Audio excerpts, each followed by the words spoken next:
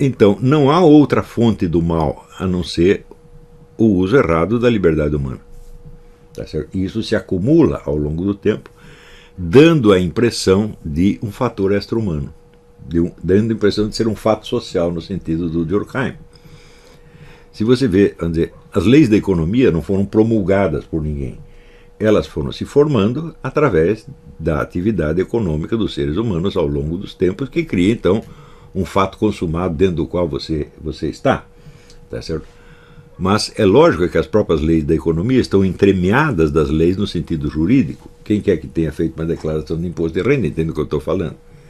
Você está se adaptando às leis da economia através de uma grade jurídica, que é a lei tributária. Tá certo? Então, existem vários tipos de leis. Existem leis morais, que são convenções.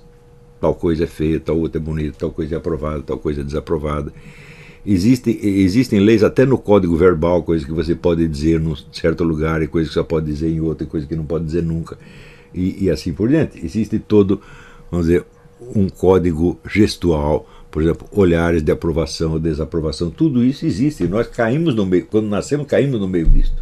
Não fomos nós que fizemos nada disso, mas também isto não é algo que está totalmente fora na natureza das coisas. Tudo isso veio de ações humanas acumuladas. É por isso que eu nunca acreditei na teoria do Friedrich Hayek, da ordem espontânea. Não há ordem espontânea, há uma ordem que parece espontânea, porque você não sabe quem a inventou. Mas não existe uma única lei, não existe um único costume, né? Não existe um único juízo de valor que alguém não tenha feito. Você pode remontar ao longo dos séculos e sondar a origem de certas instituições, de certas leis, de certos costumes, etc, etc, e sempre vai haver um primeiro. Não é isso? Então, se você pegar, por exemplo, sei lá, o Código de Hammurabi, ele nasceu em árvore, ele veio sozinho? Não, foi um sujeito chamado Hammurabi que escreveu aquilo. Se pegar, né, os 10 mandamentos, Moisés subiu lá, Deus falou, ele anotou e trouxe para baixo. Tá certo? Então, quando Moisés estava descendo do Alto Sinai, quem conhecia os 10 mandamentos? Só ele. Ninguém mais conhecia. Né? Então, um sujeito, agindo em nome de Deus, baixa aquelas leis e elas continuam sendo obedecidas ao longo dos séculos e dos milênios. Este é outro ponto que eu tenho insistido muito. Uma constante na existência humana é a diferença de poder entre os indivíduos. Se você pega, por exemplo, sei lá, um prisioneiro doente ali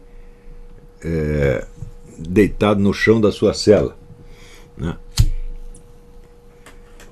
E em cima o ministro da Justiça ou o governante que decretou a prisão dele junto com a prisão de outros milhões de pessoas. A diferença de poder é monstruosa e é um fato que você não observa em nenhuma outra espécie animal. Por exemplo, você pode imaginar um tigre que seja mais forte do que o outro tigre. Você pega o tigre maior, o tigre mais velho, pega um tigrinho adolescente e dá um cacete. Mas um tigre não pode vencer 10 tigres. Isso não existe. Um leão não pode vencer 10 leões, um elefante não pode vencer 10 elefantes, assim por diante. Um macaco não pode vencer 10 macacos. Então, essa diferença de poder é uma marca distintiva do ser humano. E por isso mesmo é que eu não acredito em ordem espontânea. Não só existe a diferença de poder no sentido, vamos dizer, da decisão e da imposição de atitudes e obrigações, mas existe também a diferença do poder intelectual. Um sujeito que tem um horizonte de consciência enormemente maior do que os outros, e ele entende o que está acontecendo para eles, e eles não entendem coisíssima nenhuma. Né? E talvez se ele tente explicar, eles vão ficar até bravos. Né? Porque acho que não existe humilhação maior do que você provar para o sujeito que ele é um idiota, inconsciente, que ele não sabe o que não entende a sua própria vida. Isso é horrível. Eu sei que é horrível. Você às vezes é obrigado a fazer isso. Explicar para os caras, você está sofrendo por isso, assim, assim, assim, assim. Se ele for um cara de boa vontade, ele aceita e aprende, mas em geral a reação não é esta. Eu não sei quem foi que disse, mas é uma coisa muito certa. Diz, o maior dos pecados aos olhos do mundo é tentar ensiná-lo. Então,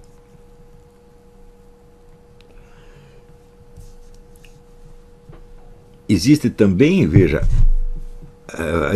existe diferença entre vários tipos de poder.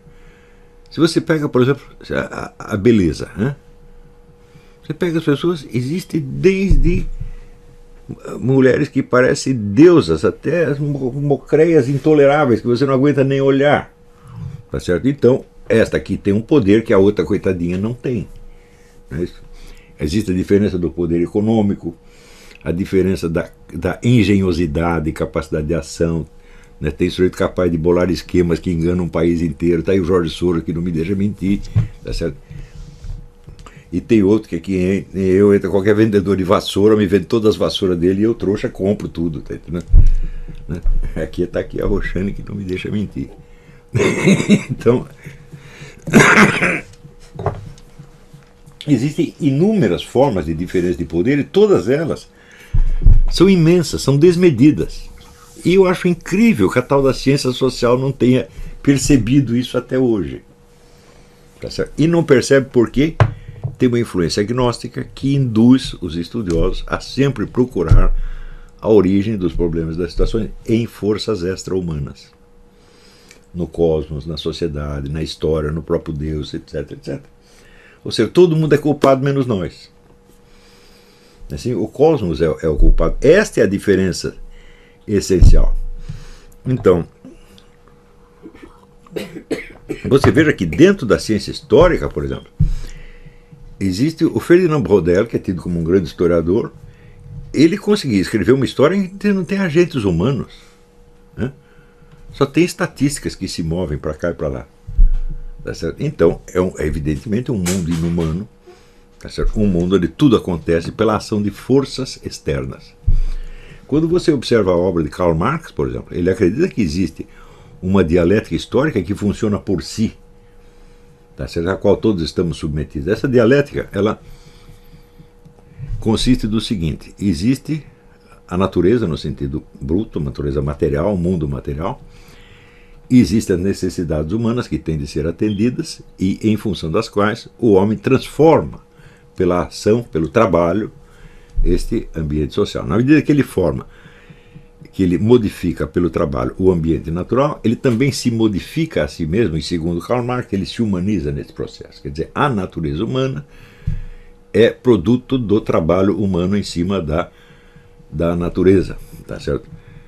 O Eric Wegener observa, muito bem observado, que isso aí é um jogo de palavras com o termo natureza, que a natureza ora significa a natureza externa, ora significa a natureza humana, ora significa o poder humano de criar a sua própria natureza. Quer dizer, peraí, do que você está falando, afinal de contas, né? Mas este jogo, segundo Karl Marx, é inescapável. Não fomos nós que decidimos que a coisa ia ser assim, tá certo? Então, estamos todos dentro desta máquina.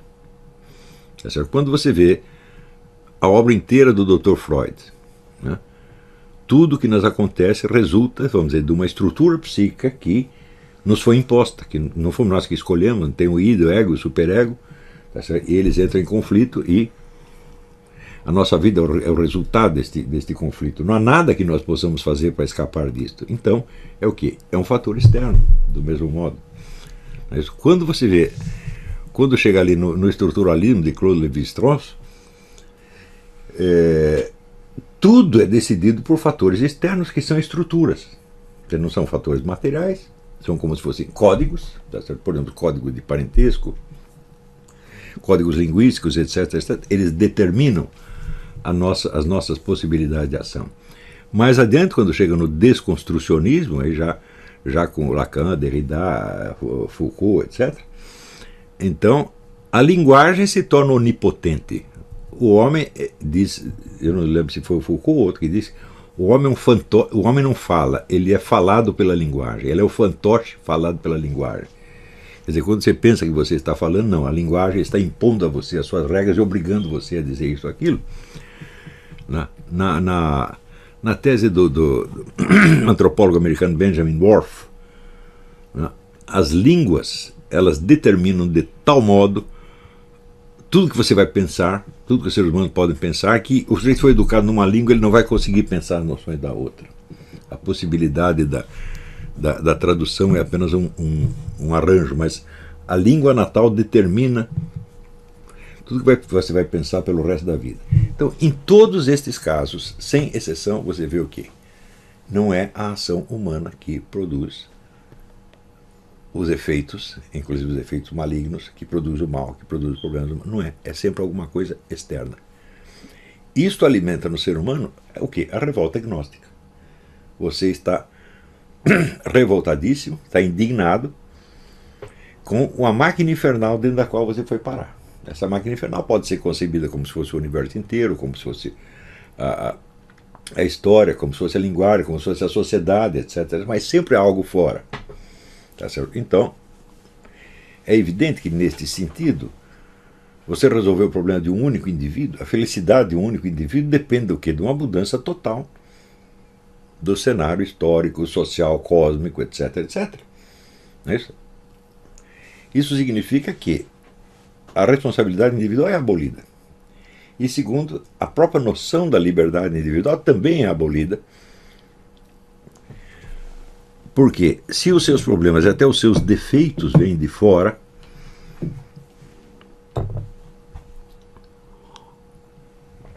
você não pode se livrar deles por sua própria decisão. Depende de uma mudança social total. Por exemplo, o crime é causado por o quê? Forças sociais. É um negócio do Durkheim. Você tem aqui um conjunto de fatos sociais, e esses fatos sociais foram criados pelo quê? Pelos fatos sociais anteriores. E esses pelos anteriores, e esses pelos anteriores, assim remonta até, sei lá, onde. Eu digo, bom, e houve um começo dos fatos sociais, houve algum sujeito que criou um fato social para os outros, né? Por sua própria conta e risco. Ninguém tomou decisão nenhuma. Isso quer dizer que Hammurabi não escreveu o Código de Hammurabi, Péricles não escreveu as leis de Atenas, né? Moisés não baixou do alto do Sinai com os 10 mandamentos, tudo aconteceu assim, puf, por natureza. Ora, o elemento essencial do cristianismo, mas a coisa mais essencial, é que ainda que você esteja num ambiente mais corrompido, mais degradado, você não é obrigado a fazer o mal. Você sempre tem a liberdade. Né? E os exemplos, se você lê o livro, por exemplo, do Viktor Frankl, sobre as experiências dele no campo de concentração, você vai ver por que algumas pessoas ali se degradavam junto com o ambiente, e após que outras melhoravam. Um virava um monstro, outro virava um santo. Tem alguma diferença. E essa diferença está no quê? Está na liberdade humana.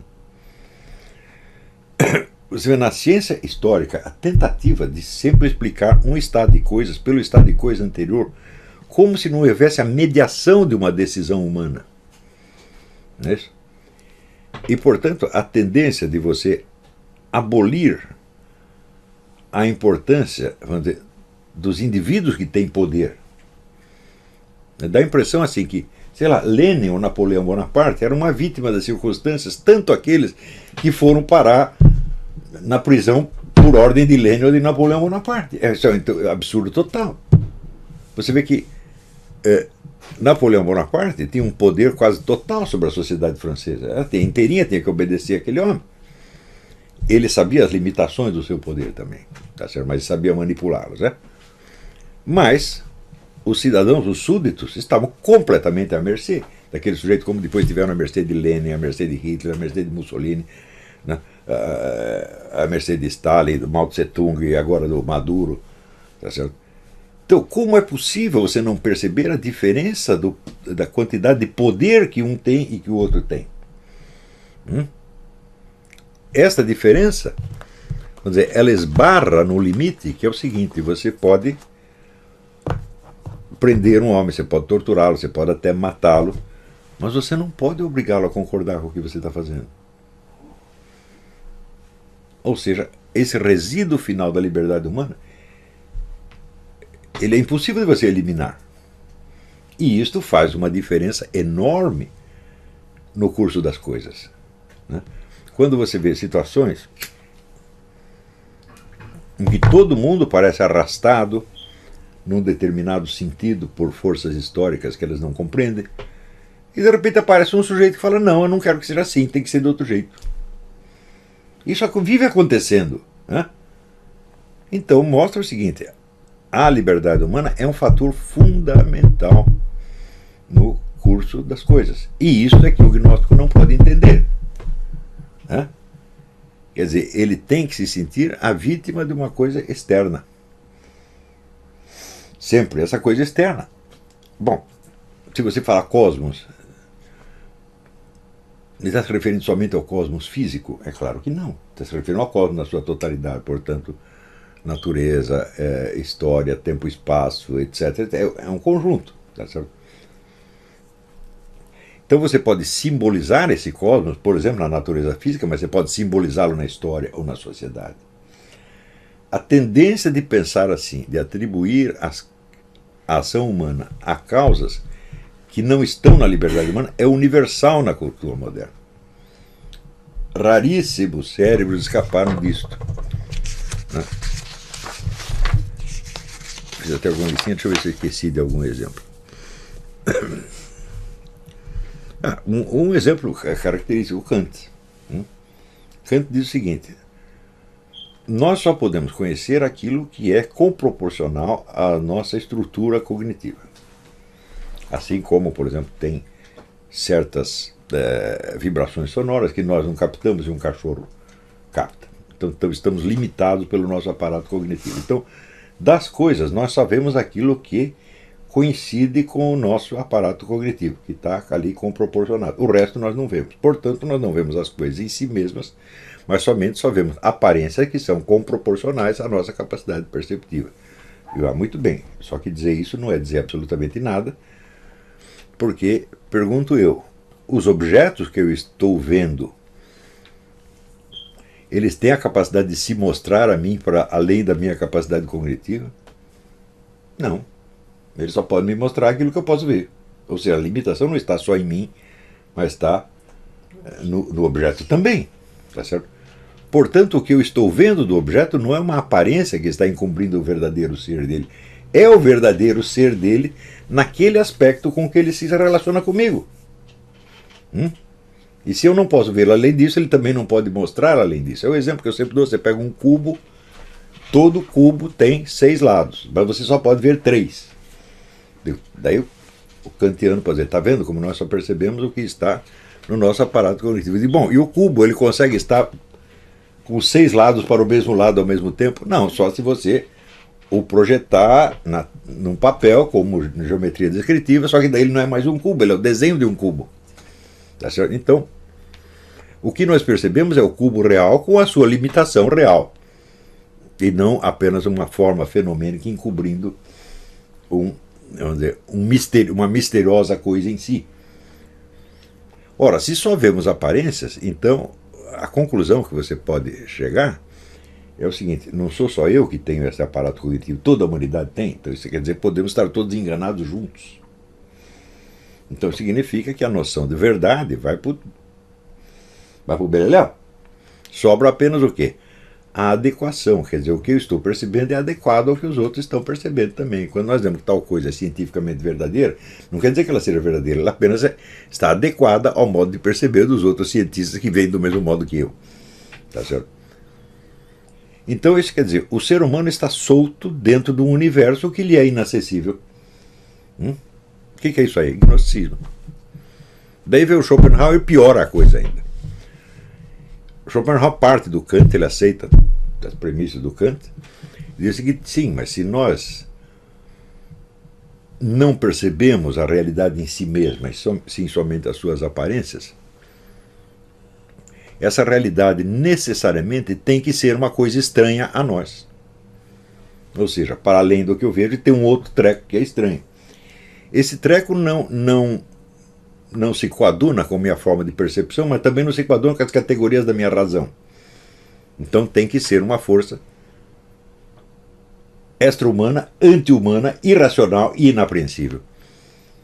Que daí vai ser, vamos dizer, como se fosse o destino. Então estamos soltos dentro de um universo do qual não entendemos coisíssima nenhuma e estamos à mercê dele como mosquitinhos numa tempestade. O que é isso aí? É o gnosticismo de novo. Ao passo que dentro da tradição cristã você vai insistir na capacidade humana de apreender o real, tal como ele é, e de manter a sua liberdade mesmo nas piores condições. Mesmo que fisicamente você esteja totalmente à mercê de forças externas, e espiritualmente você está livre.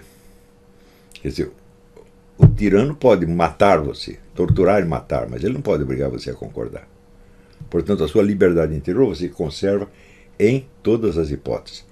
Isso tem consequências não só do ponto de vista, vamos dizer, da moral, da ética, mas tem consequências do ponto de vista da história, da sociologia, etc., etc., onde ignorar, vamos dizer, a força da ação humana tem sido a norma. Hein?